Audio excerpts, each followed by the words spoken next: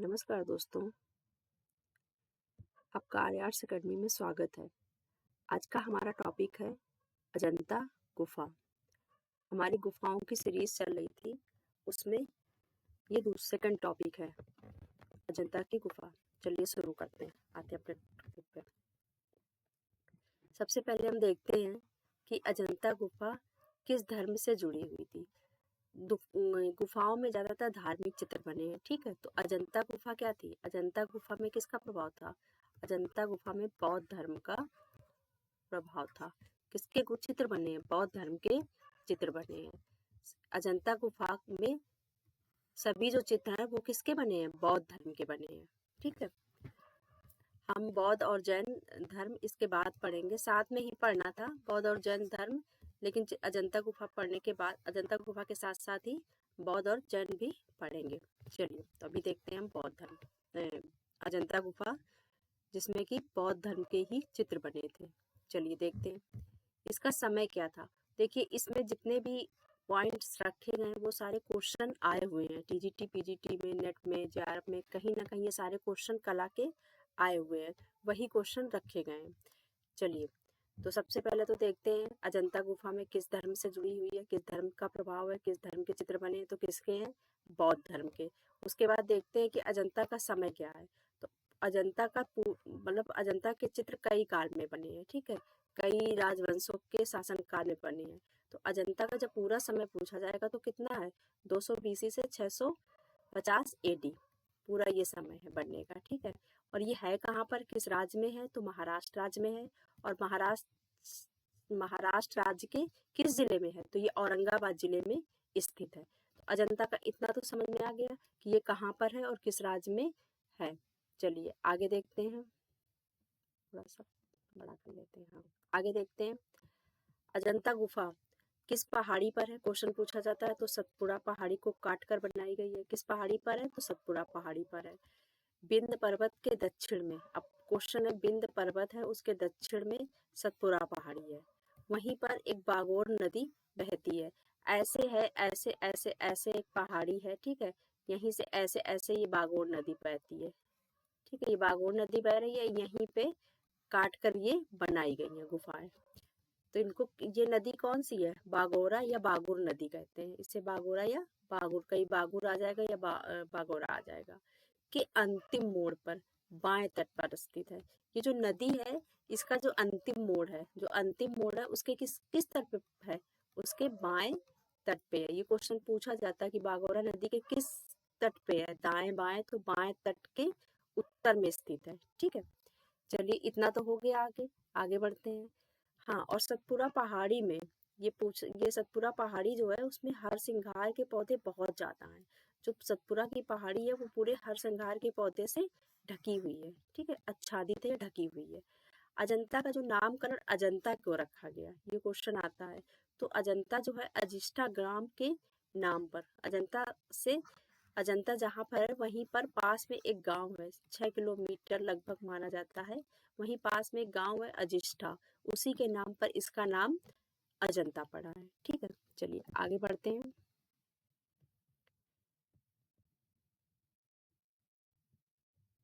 चलिए आप लोग ऐसे स्क्रीनशॉट ले सकते हैं, ठीक है, इसीलिए बड़ा कर देते हैं।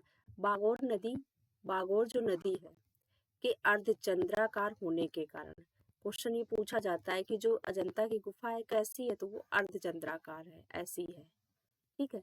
तो बागौर नदी जो है वो भी अर्धचंद्राकार होने के कारण अजंता गुफा की पहाड़ी अर्धचंद्राकार या घोड़े की नाल की तरह है, क्योंकि गुफा के तट पर ही है। तो जैसे नदी के तट पर ही है, तो जैसे जैसे नदी है, जैसे जैसे नदी का वो घुमाव है वैसे वैसे गुफा का घुमाव है, ठीक है। आगे देखते हैं इसका क्षेत्रफल कितना है। तो इसका क्षेत्रफल है 600 गज। ये कितने क्षेत्रफल में फैली है? तो ये 600 गज क्षेत्रफल में फैली है। और ये है कैसी? तो ये पूर्व से पश्चिम है, जैसे ये पूर्व है तो ये पूर्व से ऐसे पश्चिम की तरफ आई है, पूर्व से पश्चिम। तो यानी पूर्व में कौन सी है? जिधर भी पूर्व है उसका, तो पूर्व में 1 है और पश्चिम में कौन सी है? 29, 29 गुफा है। इसमें भी एक चीज समझा देते हैं, अभी अभी हमने पढ़ा कि गुफाएं कितनी है? 30 है। तो ये 29 कैसे लास्ट में? इसमें क्या है, बीच में है 14 और 15, इसी के बीच में एक गुफा खोजी गई है, ठीक है, एक गुफा खोजी गई है जिस जिस गुफा को 30 कहा गया है, या 15A या 15A, कुछ भी आ जाता है, ठीक है, ये है। तो ये जो 14-15 के बीच में गुफा खोजी गई बाद में, पहले कितनी गुफाएं थी, पहले 29 ही गुफाएं थी, पहले 29 गुफाएं थी, ठीक है, 1 से लेकर 29 थी, पूरब से 1 से लेकर के 29 तक 29 गुफाएं थी। लेकिन बाद में एक गुफा खोजी गई, कहाँ खोजी गई, ये 14 और 15 के बीच में एक गुफा खोजी गई जिसको नाम दिया गया 15A। तो जब इसको जोड़ते हैं तो इसको 30 कह देते हैं, ठीक है, कहीं 15A आएगा, कहीं 30, यही 30 है। तो 30 29 के बगल में नहीं है, 14-15 के बीच में है। चलिए आगे देखते हैं। हाँ, ये क्वेश्चन पूछा जाता है, कैसी है वो, तो अर्धचंद्राकार है या घोड़े की नाल की तरह है। चलिए आगे देखते हैं। अजंता कितने वर्षों में बनकर तैयार हुई? पूरी अजंता मतलब जितने कई कालों में, कई राजाओं के संरक्षण में कितने कितने वर्षों में बनकर तैयार हुई? तो कितने वर्षों में बनकर तैयार हुई? 850 वर्षों में बनकर तैयार हुई। समुद्र तल से इसकी ऊंचाई कितनी है? तो 250 मीटर है। चलिए आगे बढ़ते हैं। अजंता की जो खोज है सर्वप्रथम किसने की है? अजंता की खोज सर्वप्रथम किसने की थी? तो किसने की थी? जॉन स्मिथ ने की थी। अजंता की खोज आ जाएगा किसने की थी, तो जॉन स्मिथ ने की थी। ये कहाँ के? मद्रास सेना के अधिकारी थे। ये कौन अधिकारी थे? अंग्रेज अधिकारी थे, ठीक है, मद्रास सेना के अधिकारी थे। इन्होंने कब खोज की? तो 28 अप्रैल 1819 में सर्वप्रथम गुफा को, मतलब सर्वप्रथम 10वीं गुफा को देखा था इन्होंने, 10वीं गुफा को देखा था। किसने देखा था? जॉन स्मिथ ने। ये पूछा जाता है कि जॉन स्मिथ ने सर्वप्रथम कौन सी गुफा को देखा था, तो गुफा संख्या 10 को देखा था। चलिए, और इन्होंने खोजा कब था? 28 अप्रैल 1819 में। आगे देखते हैं। 1924 में लेफ्टिनेंट जेम्स ई अलेक्जेंडर ने इस गुफा को पुनः देखा, ठीक है, इन गुफाओं को पुनः देखा और रॉयल सोसाइटी ऑफ लंदन को इसका परिचय भेजा। मतलब यहाँ से सारी डिटेल लेकर भेजी कि ये गुफाएं, इनका आगे कुछ किया जाए। तो 1944 ईस्वी में ईस्ट इंडिया कंपनी के निर्देशन में इंग्लैंड सरकार ने अजंता की अनुकृतियां बनाने का एक कार्यक्रम तैयार किया।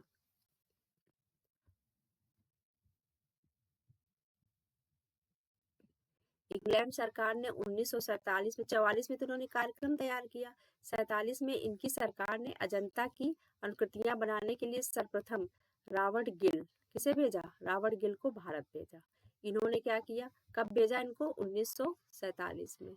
इन्होंने 10 वर्षों तक, यानी 1947 से 10 वर्षों तक, तो 10 वर्ष यानी 1957 तक, 1957 तक इन्होंने क्या किया? 30 से अधिक चित्रों की अनुकृतियां तैयार करके रखी। 1947 में यहाँ पे 57 है, ठीक है, 1957 में, क्योंकि 47 में तो आए थे ये, और ये 10 साल इन्होंने अनुकृतियां तैयार की, ठीक है। 1957 में उसी समय क्या होता है? 1957-58 में क्या हो जाता है? भारत में विद्रोह हो जाता है ना, भारत में प्रथम स्वतंत्रता संग्राम हो जाता है। तो ये क्या करते हैं? जल्दी जल्दी वो प्रतियां इंग्लैंड भेज देते हैं, ठीक है, वो प्रतियां ये क्या करते हैं? इंग्लैंड भेज देते हैं। वहां पे फिर क्या होता है? 1966 में अजंता के चित्रों की अनुकृतियों को सर्वप्रथम सीडी होम के क्रिस्टल पैलेस में, सीडी होम एक जगह है, वहाँ का एक क्रिस्टल पैलेस है, उसमें ये प्रदर्शित की गई अजंता की जो वो अनुकृतियां थी। कब प्रदर्शित की गई? 1866 में। किंतु यहाँ आग लग जाने के कारण जो प्रतियां तैयार की गई थी, जो कितनी 30 जो वो चित्र तैयार किए गए थे, उनमें से क्या हुआ? 25 जल गए, बच्चे कितने? 5, ठीक है। तो ये जो ये था क्रिस्टल पैलेस था, इसमें आग लग जाने के कारण क्या हुआ? जो 30 चित्र बनाए गए थे उनमें से 25 जल गए। चलिए आगे देखते हैं। ये सिर्फ एक हिस्ट्री है, मतलब हम पढ़ रहे हैं कि क्या क्या हुआ था, ठीक है। फिर क्या होता है? ललित कला अकेदमी। स्वतंत्रता के बाद क्या होता है? ललित कला अकेदमी ने स्वतंत्रता के बाद अपना, मतलब की बाद अजंता के चित्रों को रंगीन फोटोग्राफ पोर्टफोलियो एल्बम तैयार किया। देखिए ललित कला अकेदमी ने क्या किया? स्वतंत्रता के पश्चात अजंता के चित्रों को रंगीन फोटोग्राफ, एक पोर्टफोलियो बनवाया। कब बनवाया? स्वतंत्रता के बाद। लेकिन 1954 में यूनेस्को के द्वारा न्यूयॉर्क में अजंता के रंगीन चित्रों का एक संग्रह पेंटिंग्स ऑफ द अजंता केव के नाम से प्रदर्शित किया गया। ये बहुत पूछा जाता है, कई बार पूछे तो सारे क्वेश्चन जाते हैं, ठीक है, कि ललित कला अकादमी ने कैसे किसने तैयार कराया था, तो पोर्टफोलियो तैयार करा था, स्वतंत्रता के बाद तैयार कराया था, ठीक है। और ये जो यूनेस्को में कब इसके वो प्रदर्शित किए गए थे, तो 1954 में। ये भी पूछा जाता है विश्व विरासत सूची में यूनेस्को ने इसे कब शामिल किया, ठीक है। विश्व विरासत सूची में यूनेस्को ने 1983 में इसे शामिल किया, 1983 में, ठीक है। 1903 से 1904 में अजंता गुफा के चित्रों में जाली लगाई गई। हुआ क्या था कि अजंता के चित्र जब अजंता के चित्र जब उसमें आए, प्रकाश में आए, तो क्या हुआ कि ज्यादातर लोग जाने लगे, देखने जाने लगे। और उस समय जो हैदराबाद के जो वहाँ के निजाम थे, जिनको उनका संरक्षण दिया गया था, उन्होंने भी सही से संरक्षण नहीं किया, ठीक है। लोग हाथों से ऐसे वो कर रहे थे, छू रहे थे, देख रहे थे, जिसके कारण क्या हो रहा था कि चित्र खराब हो रहे थे। और लोग वहां पे जा रहे थे, पिकनिक ऐसे मनाने जा रहे थे, तो वहां आग वाग जला रहे थे, जिसके धुएं के कारण क्या हो रहे थे, चित्र धुंधले हो रहे थे। तो फिर क्या किया गया, 1903 से 1904 में अजंता गुफा के चित्रों में जाली लगा दी गई ताकि कोई छू न सके उन्हें।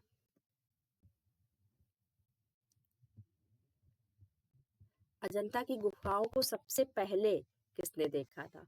वो तो अंग्रेजों ने देखा था, लेकिन उससे पहले किसने देखा था? हेनसॉन्ग ने अपनी पुस्तक में ट्रेवल्स इन इंडिया में अजंता की कलाओं की बहुत प्रशंसा की है, ठीक है। हेनसॉन्ग ने भी इसे देखा और अपनी जो इनकी बुक थी ट्रेवल्स ऑफ इंडिया में अजंता की कलाओं की प्रशंसा की। पूछा जा सकता है कौन सा बाहरी वो था, मतलब कि हेनसॉन्ग उसने देखा। चलिए आगे बढ़ते हैं। अजंता गुफाओं के भित्ति चित्रों की अनुकृतियां सर्वप्रथम किस अंग्रेज द्वारा बनाई गई? तो किसने बनाई? रॉबर्ट गिल ने। बताया था कि वो भेजा गया था, ठीक है, ब्रिटिश ईस्ट इंडिया कंपनी के द्वारा। तो इन्होंने क्या बनाई, लेकिन हेनसॉन्ग ने अपनी बुक में लिखा है अजंता के बारे में, तो यानी सबसे पहले उसने देखा होगा। पाश्चात्य कला समीक्षक जिसने लेखों के माध्यम से अजंता भित्ति चित्र के विराट सौंदर्य की प्रशंसा की, तो किसने की है? ईवी हैवल ने, ठीक है। कौन से कला समीक्षक हैं पाश्चात्य के जिन्होंने अजंता के भित्ति चित्र की विराट सौंदर्य की प्रशंसा की? तो ईवी हैवल ने। आगे देखते हैं। अब देखिए इसमें सब ये ध्यान रखना है कि किसने किसने की। तो हेनसॉन्ग ने की, ईवी हैवल ने की। उसके बाद कौन आते हैं? ये है तिब्बत के तारानाथ, लामा तारानाथ, तारानाथ है ये, ऐसे तारानाथ, ठीक है। तिब्बत के लेखक हैं ये, तिब्बती इतिहासकार है ये। लेकिन ये बौद्ध धर्म का इतिहास लिखा है इन्होंने, ठीक है। इन्होंने क्या किया है? भारतवर्ष में बौद्ध धर्म का इतिहास लिखा है। लामा तारानाथ को बौद्ध चित्र वो बौद्ध लेखक मानते हैं। क्या मानते हैं? बौद्ध लेखक मानते हैं। इन्होंने क्या किया? बौद्ध चित्रकला को 3 शैलियों में बताया है। कौन कौन सी शैली में बताया है? इन्होंने बौद्ध चित्रकला को जो बताया है, उनकी इन्होंने 3 शैलियां बताई है। कौन कौन सी बताई है? तो एक तो शैली बताई है देव, एक नाग और यक्ष शैली। लेकिन जो अजंता की चित्रकारी हुई है वो किस शैली में हुई है? वो हुई है देव शैली में। किस शैली में हुई है? देव शैली में। चलिए ले लीजिए स्क्रीनशॉट इसका, ठीक है। तो किस शैली में हुई है? देव शैली में हुई है। चलिए आगे बढ़ते हैं। अजंता में किस तरह की गुफाएं, कितनी गुफाएं, मतलब गुफाएं को कितने भागों में बांटा गया? तो 2 तरह की गुफाएं। कौन सी? एक बिहार और एक चैत्य। अजंता में गुफाएं किस तरह की? एक बिहार और एक चैत्य है। बिहार क्या थे? बिहार क्या था? बौद्ध भिक्षुओं का आवास गृह था। तो एक तो बिहार है यानी आवास गृह है, ठीक है, एक तो आवास गृह है, और दूसरे क्या है? बौद्ध भिक्षुओं का उपासना स्थल है। तो 2 तरह की गुफाएं हैं जिनमें अलग अलग 2 तरह की गुफाओं में अलग अलग चित्र बने हैं। चलिए देखते हैं, पहले ऐसे देखते हैं, ठीक है। अजंता की विशेषताएं क्या थी? अजंता की जो कला थी वो रेखा प्रधान थी। अजंता की जो कला थी वो क्या प्रधान थी? रेखा प्रधान थी। अजंता में कुल 20 प्रकार की रेखाओं का प्रयोग हुआ है। सबसे पहले तो रेखा प्रधान है, कितने प्रकार की रेखाओं का हुआ? तो 20 प्रकार की रेखाओं का प्रयोग हुआ है। ये रेखा से रिलेटेड 2 ही क्वेश्चन आते हैं, ठीक है। अब आगे देखते हैं। अजंता में कितनी जातक कथाएं चित्रित की गई हैं? तो 547। ये इंपॉर्टेंट है, ठीक है। कितनी जातक कथाएं चित्रित की गई हैं? तो 547। जातक कथाओं की भाषा कैसी थी? तो पाली थी। जातक कथाएं क्या है? बुद्ध के पूर्व जन्म की कथाएं हैं। अजंता के जो चित्र संबंधित है किससे है? बुद्ध से। ठीक है, अजंता के जो चित्र है वो किससे संबंधित है? बुद्ध से। आगे देखिए, अजंता के चित्रकारों का जो अजंता के चित्रकार भी पूछे जाते हैं। अजंता के जो चित्रकार थे वो कौन थे? बौद्ध भिक्षु थे। कौन थे? बौद्ध भिक्षु थे। तो तब अजंता के जो कलाकारों का सबसे अधिक प्रिय क्या था? प्रिय पक्षी तो हंस और मयूर। सबसे ज्यादा क्या बने हैं? हंस और मयूर बने हैं। जानवरों में सबसे ज्यादा हाथी बना है और पुष्पों में कमल बना। ये तीनों इम्पोर्टेंट है। ठीक है, अब चलिए देख लीजिए। पहले ऊपर से स्क्रीनशॉट ले लीजिए, फिर नीचे से ले लीजिए। ठीक है, नेक्स्ट पढ़ते आगे। अजंता की कला को शास्त्रीय कला कहते हैं। अजंता की जो कला है उसे क्या कहते हैं? तो उसे शास्त्रीय कला कहते हैं।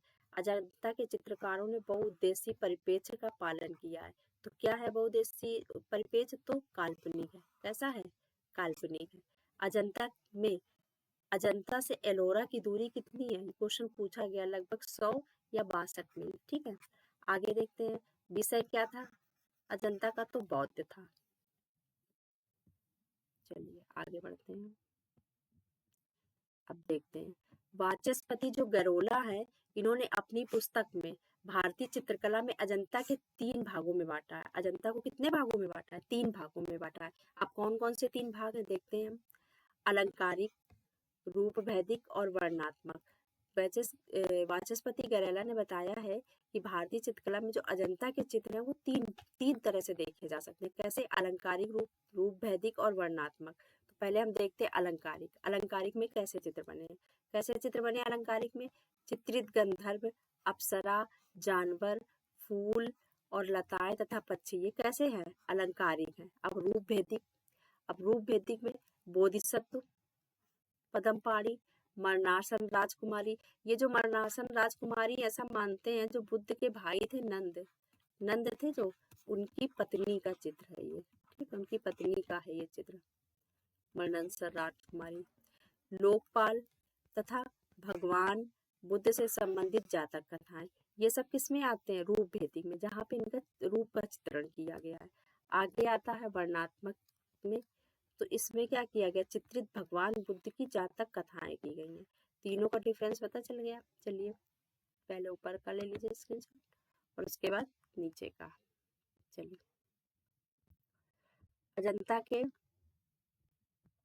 अजंता जो है उसे कहा क्या जाता है? तो अजंता को क्या कहा जाता है? आलेखनों की खान कहा जाता है। अजंता के चित्रों को क्या कहा जाता है? आलेखनों की खान। ये किसी एक पर्टिकुलर गुफा को कहा जाता है। ठीक है, आगे देखते हैं। अभी अजंता चित्रकला का समय क्या है? तो क्या है? सातवाहन और गुप्त। ठीक है, क्वेश्चन ऑप्शन के अकॉर्डिंग है। इसमें कई राजाओं का वर्णन है, अभी आगे डिफाइन करेंगे। गुप्त वंश के समय में लेकिन सर्वश्रेष्ठ चित्र बने हैं। ठीक है, अजंता के भित्ति चित्र से पहले भित्ति चित्र कहाँ बने थे? तो जोगीमारा। हम जोगीमारा पहले पढ़ा चुके हैं, तो मैंने वहां पे बताया था कि जो जोगीमारा के भित्ति चित्र हैं, कहा जाता है कि वो अजंता के लिए क्या बने हैं? प्रेरणा बने हैं। अजंता के लिए क्या बने हैं? प्रेरणा बने हैं बनाने की। ठीक है, तो जोगीमारा के चित्र पहले के और अजंता के बाद के हैं। चलिए आप देखते हैं रंग, कौन कौन से रंगों का प्रयोग हुआ है। तो अजंता के जो भित्ति चित्र है उसमें सबसे ज्यादा खनिज रंगों का प्रयोग हुआ है। क्वेश्चन कभी कभी पूछ लेगा खनिज रसायन, तो खनिज रंगों का प्रयोग हुआ है। ठीक है, अब कौन कौन से रंग का यूज हुआ है? तो सफेद, लाल, पीला, भूरा, नीला, हरा। लेकिन सबसे ज्यादा कौन सा यूज हुआ है? तो सबसे ज्यादा हुआ है लाल और फिर पीला। चलिए आगे देखते हैं। अजंता में खनिज रंग का प्रयोग, किंतु सर्वाधिक प्रयोग किसका हुआ है? लाल और पीले का। किसका हुआ है? सबसे ज्यादा लाल फिर पीले का। लाल रंग किससे बनता था? लाल रंग बनता था गेरू से। अब हमें ये भी देखना है सब कौन कौन से रंग बनते हैं, स्क्रीनशॉट ले लीजिए। नीला रंग किससे बनता था? लेपिस लाजुली से। ये क्या था? बहुमूल खनिज पत्थर था जो ईरान से फारस से आता था। ईरान मतलब फारस से आता था। इसके बाद ये बदस्का अफगानिस्तान से आने लगा था। ये नीला क्या था? एक पत्थर था, जैसे लेपिस लाजुली कहते हैं। नीलम जो पत्थर होता वही था। उससे क्या होता था? ये खनिज, इसको घिस करके नीला रंग बनाया जाता था। चलिए आगे बढ़ते हैं। चित्रकारों ने पीला रंग किससे बनाया है? तो पीला रंग राम रस से बनाया है, ठीक है। संख्या के पत्थर को घिस करके बनाया जाता था। पीला क्या था? संख्या के पत्थर को घिस के उसकी भस्म से बनाया जाता था। हरा रंग क्या था? स्थानीय पत्थर से बनता था। सफेद रंग चूने खड़िया से बनते थे। काला रंग कोयले से बनता था, ठीक है। तो सब पता चल गया कौन किससे बनता था। चलिए आगे बढ़ते हैं। अजंता में क्वेश्चन पूछा जाता है कैसे? तो गहरे चमकीले रंगों का प्रयोग हुआ है। प्रतीकात्मक विधि से प्रयोग किया गया। गहरे चमकीले रंगों को प्रतीकात्मक विधि से प्रयोग किया गया है। अब देखते हैं नीले रंग का प्रयोग कहाँ किया गया है। नीले रंग का प्रयोग किया गया है दूसरी और 17वीं गुफा में, ठीक है। नीले रंग का प्रयोग कहाँ किया गया है? तो ये किया गया है दूसरी और 17वीं गुफा में। उसके बाद स्वर्ण रंग का प्रयोग, स्वर्ण रंग का प्रयोग कहाँ किया गया? गुफा 10 में। फिर उसके बाद देखते हैं काले रंग का प्रयोग। तो ये पूछा गया अजंता के चित्रों के नायक के शरीर का रंग कैसा था? काला था। हरे रंग में अजंता में वनस्पतियों का चित्रण किया गया। काले रंग से क्या किया गया? अजंता के चित्रों के जो नायक हैं उनको काले रंग से किया गया है। और हरे रंग से क्या किया गया? तो अजंता में वनस्पतियों का चित्रण किया गया है। चलिए आगे देखते हैं। लाल रंग जो था वो किससे बनता था? गेरू से बनता था। ये अजंता के चित्रों की सीमा रेखा और रेखांकन में प्रयोग किया गया है। लाल रंग किसमें प्रयोग किया गया? क्वेश्चन पूछा जाएगा कि चित्रों की जो सीमा रेखा या रेखांकन है उसमें किस तरह का रंग प्रयोग किया गया। तो किसका रंग प्रयोग किया गया? किस तरह का? लाल। भूरे भूरे तथा लाल से लेडीज हेरिंगम के अनुसार प्रयोग किया गया है। मतलब कि ये लेडीज हेरिंगम ने कहा है कि अजंता की जो सीमा रेखा और रेखांकन है ये इन्होंने बताया है। किसने बताया है कि ये यूज किया गया है भूरे और लाल रंग का? तो लेडीज हेरिंगम ने बताया है। चलिए आगे देखते हैं। रंगों की दृष्टि से अजंता का सर्वश्रेष्ठ चित्र कौन सा है? मतलब कि वैसे तो रंग प्रयोग ही हुए लेकिन जो रंग की दृष्टि से अगर हम देखते हैं तो सबसे अच्छा चित्र कौन सा है?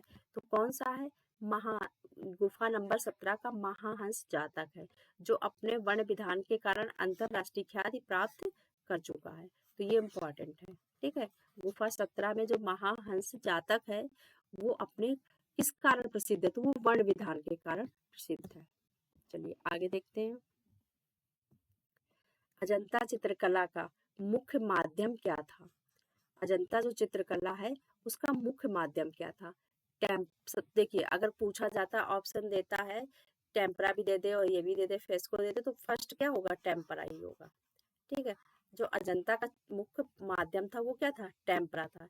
इसके पश्चात फेस्को तक में, ठीक है। तो फेस्को का भी यूज होता था लेकिन सर्वाधिक किसका यूज होता था? तो वो होता था टेम्परा का। कहीं कहीं टेम्परा और फेस्को विधि मिश्रित यूज हुआ है, कहीं कहीं दोनों का प्रयोग हुआ है, ठीक है। लेकिन अगर मुख्य पूछा जाएगा तो टेम्परा का पूछा जाएगा कि टेम्परा का हुआ है। अजंता की भित्ति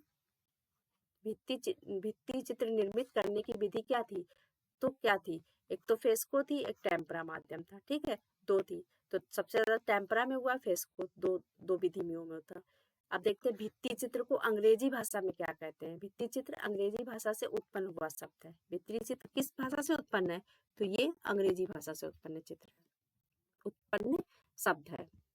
चलिए अब फेस्को ब्रूनो में डिफरेंस देख लेते हैं। देखिए जो ये है फेस्को दो तरह की है। कौन कौन सी? एक तो फेस्को सेस्को है और एक ये है फेस्को ब्रूनो। तो ये जो फेस्को सेस्को है यही अजंता में, इसका ही अजंता में प्रयोग हुआ है, अजंता में प्रयोग हुआ है, ठीक है। अब ये है कैसी विधि? तो ये इसमें क्या होता है? शुष्क भित्ति पर सूखे माध्यम में चित्र बने हैं। जो भित्ति होती है जब वो सूख जाती है तब उस पर चित्र बनते हैं। जबकि जो ये होती है फेस्को इसमें क्या लिखा? फेस्को सेस्को पद्धति से चित्र अजंता गुफा में बने हैं, ठीक है। अब आती है फेस्को ब्रूनो। ये गीले माध्यम में चित्र बनाए जाते हैं। ये जो ब्रूनो वाली है फेस्को ब्रूनो है, इसमें क्या होता है? गीले माध्यम से बनते हैं। जबकि सेस्को सेस्को में क्या है? शुष्क भित्ति। ऐसे भी याद कर सकते हैं फेस्को सेस्को से शुष्क भित्ति, शुष्क मतलब सूखे माध्यम में। चलिए आगे बढ़ते हैं। अब टेम्परा को समझते हैं। टेम्परा में क्या होता था? अजंता के जो भित्ति चित्रों के धरातल तैयार करने के लिए सर्वप्रथम प्लास्टर की परत में क्या क्या लगाया जाता था? जैसे कि यहाँ पे हमें चित्र बनाना है तो क्या करेंगे? इसका प्लास्टर करने के लिए क्या करेंगे? चूना, क्या क्या यूज करेंगे, चूना, गोबर, खड़िया, गारा, धान की भूसी, इसे ही चावल की भूसी भी ऑप्शन दे सकता है, ठीक है, दोनों एक ही है। गुफा की खुरदरी दीवार पर लगा देते थे, दीवार खुरदरी होती थी उसे क्या करते थे, बराबर करते थे, चिकना कर लेते थे। लेप सूखने के बाद उस पर चित्रकारी करते थे, अजंता की चित्रकारी सूखी भित्ति पर की जाती थी, तो यही सेस्को फेस्को है, ठीक है। अजंता में चित्रों में अत्यधिक प्रकाश लाने के लिए किसका प्रयोग करते थे, टेम्परा माध्यम का करते थे। अब देखते हैं, टेम्परा प्राचीन माध्यम है। टेम्परा जो ये तकनीकी है, ये कैसी तकनीकी है, प्राचीन तकनीकी है। इसमें क्या करते थे, अंडे के जो पीले भाग को सूखा पाउडर तथा जल के साथ मिलाकर तैयार किया जाता था। अंडे की जो जर्दी होती थी उसको सूखे पाउडर में तथा जल के साथ मिला के, वो जो घिसे जाते थे पत्थर, उसका जो पाउडर निकलता था उसमें मिला करके रंगों को तैयार किया जाता था। अजंता के चित्रकार कौन थे, अजंता के चित्रकार का प्रिय माध्यम क्या था, तो टेम्परा था, और इनके चित्रकार थे कौन, बौद्ध भिक्षु थे। चलिए आगे देखते हैं, अजंता की जो प्रत्येक गुफा में मूर्तियां, स्तंभ तथा द्वार कोट पाए गए हैं और भित्तियों पर चित्रकारी की गई है। इसी कारण अजंता वास्तुकला, मूर्तिकला तथा चित्रकला का उत्तम संगम है। मतलब यहाँ पर तीनों चीजें पाई गई हैं, ठीक है, वास्तुकला भी है, मूर्तिकला भी है तथा चित्रकला का भी उत्तम संगम है। चलिए आगे बढ़ते हैं। हाँ, अब आते हैं, अभी तक तो हमने डिटेलिंग पढ़ी, क्या पढ़ी, डिटेल पढ़ी है इसमें, ठीक है, कि क्या क्या है, क्या क्या नहीं है, किस तरह की गुफाएं, इनकी विशेषताएं एक तरह से हम लोग पढ़ रहे थे, ठीक है। अब हम देखते हैं अजंता में कितनी गुफाएं हैं और अजंता में कौन सी गुफा में कौन सा चित्र पाया गया है।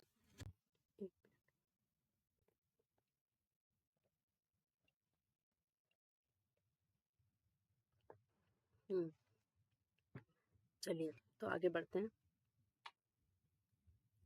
अजंता में कुल कितने चित्र थे, मैंने बताया था कि अजंता में पूर्व से पश्चिम की तरफ कितने चित्र थे, कितनी गुफाएं थी, सॉरी 30 गुफाएं थी। अजंता में पूर्व से पश्चिम की तरफ कितनी गुफाएं थी, 30 30 ये गुफाएं थी, यानी 1 से 29 तक ये हो गई। यहाँ पे एक थी 14 गुफा और एक थी ये 15 गुफा।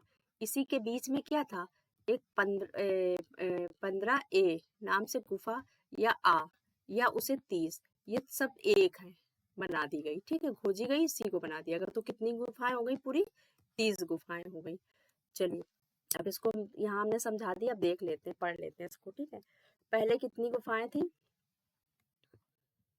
लेकिन पहले कितनी गुफाएं थी, 29 गुफाएं थी, बाद में खोजी गई तो 30 हो गई। बाद में 14 और 15 के मध्य में स्थित एक नई गुफा खोजी गई जिसे 15A नाम से जाना जाता है। गुफाओं को पूर्व से पश्चिम की ओर गिना जाता है, ये 1 से 30 तक है। चलिए आगे बढ़ते हैं। अब वो जो 30 गुफाएं हैं उनमें चैत्य और बिहार कितनी है, तो जो 5 गुफाएं हैं वो क्या है, चैत्य है, और 25 गुफाएं क्या है, बिहार है। तो चैत्य कौन कौन सी है देख लेते हैं, 9, 10, 19, 26 और 30। बाकी ये क्या है, बिहार है। बाकी जितनी गुफाएं हैं वो सब बिहार है, बस चैत्य हम याद कर लेंगे तो बाकी बिहार पता ही रहेंगी। आगे देखते हैं, अजंता में 6 गुफाओं में ही चित्र सुरक्षित हैं।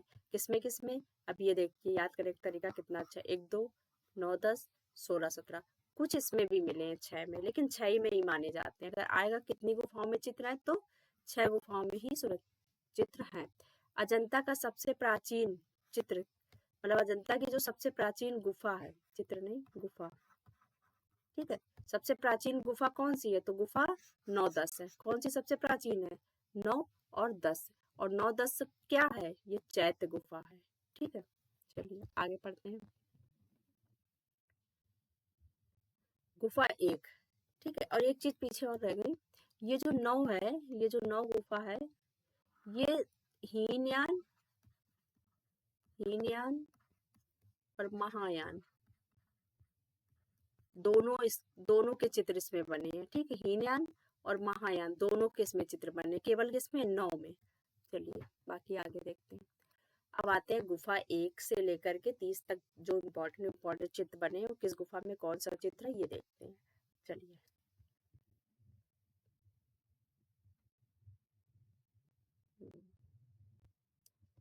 अब सही, चलो तो देखते हैं गुफा नंबर 1 में सबसे पहली बात तो ये सबसे बाद में चित्रित हुई है, ठीक है। कब?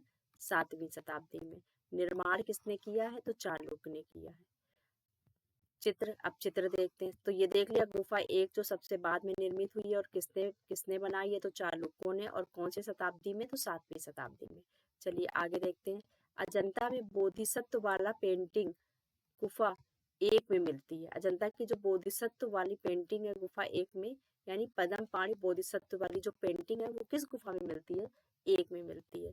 उसके बाद देखते हैं विश्व प्रसिद्ध पद्मपाणि अवलोकितेश्वर का जो चित्र है वो यही चीज है, बोधिसत्व वाली पेंटिंग। इसको दूसरी तरह से पूछा तो मैंने दोबारा लिख दिया, ठीक है। विश्व प्रसिद्ध पद्मपाणि अवलोकितेश्वर का जो चित्र है वो किसमें मिलता है? गुफा 1 में मिलता है। किसमें मिलता है? गुफा 1 में, ठीक है। उसके बाद देखते हैं मार विजय कामदेव की है। ये किसमें मिलती है? गुफा 1 में। काली राजकुमारी का चित्र है जिसमें सिंदूरी रंग भरा है, ठीक है। क्वेश्चन पूछा जाता है काली किस पेंटिंग में सिंदूरी रंग भरा है? तो काली राजकुमारी का जो चित्र है उसमें कैसा रंग भरा है? सिंदूरी रंग भरा है। फिर देखते हैं दो बैलों की लड़ाई यानी सांडों की लड़ाई। ये कहाँ पे है? गुफा नंबर 1 में है। चलिए आगे देखते हैं। गंधर्व युगल, मतलब गंधर्व युगल भी है जो कि किसमें है? गुफा नंबर 1 में है। इसमें क्या है? अप्सरा पुरुष का दृश्य दिखाया गया है गंधर्व युगल में, ठीक है, 1 में। नृत्य वादन का है, चित्र बना है, ये भी गुफा 1 में है।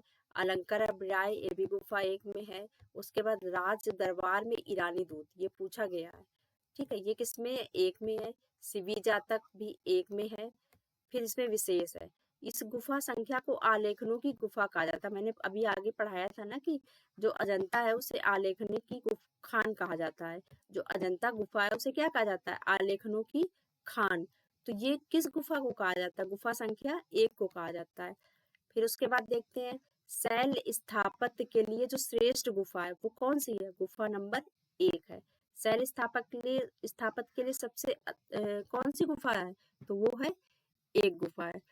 चलिए यहीं पे हम अपना टॉपिक ये खत्म करते हैं। इसमें कुछ अभी बचा हुआ है वो नेक्स्ट वीडियो में आएंगे, तो इसके 2 पार्ट आएंगे, ठीक है। ये क्योंकि बहुत बड़ा टॉपिक है अजंता का, तो अजंता पार्ट 1 और पार्ट 2 में 2 टॉपिक में आएगा। चलिए धन्यवाद, मिलते हैं नेक्स्ट टॉपिक में।